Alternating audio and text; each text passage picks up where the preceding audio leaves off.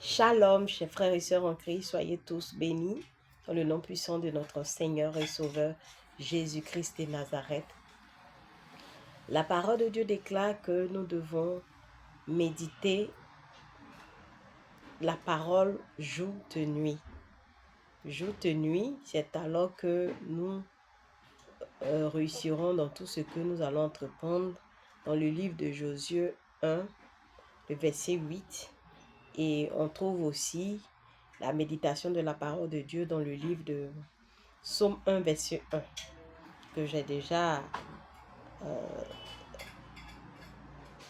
donné comme enseignement.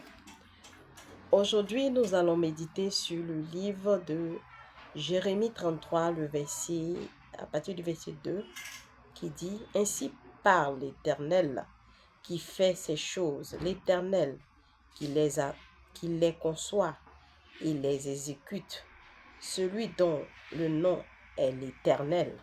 Invoque-moi et je te répondrai. Je t'annoncerai de grandes choses, des choses cachées que tu ne connais pas. Car ainsi parle l'Éternel, le Dieu d'Israël, sur les maisons de cette ville et sur les maisons des rois de Juda. » Ce qui retient mon attention ici, c'est « Invoque-moi et je te répondrai. Je t'annoncerai des grandes choses, des choses que tu ne connais pas, des choses cachées. » Quand tu es dans la détresse, dans la désolation, qui invoques-tu? Est-ce l'Éternel des armées? Est-ce les féticheurs? Est-ce les marabouts? L'Éternel dit dans sa parole que celui qui l'invoque, il répondra automatiquement à cette personne.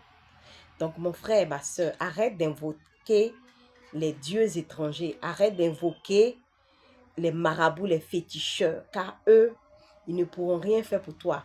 Au contraire, ton âme sera, ils vont retirer ton âme pour l'enfermer, pour enfermer ton âme, et ton âme sera en captivité.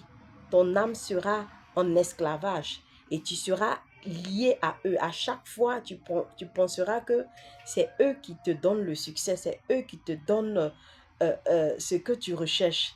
Alors qu'en réalité, ils travaillent avec les esprits et ton âme est en captivité. Donc aujourd'hui, le Seigneur t'interpelle pour dire, invoque-moi, je te répondrai.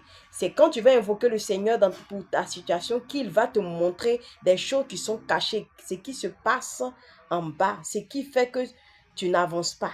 Le Seigneur va te révéler toutes ces choses.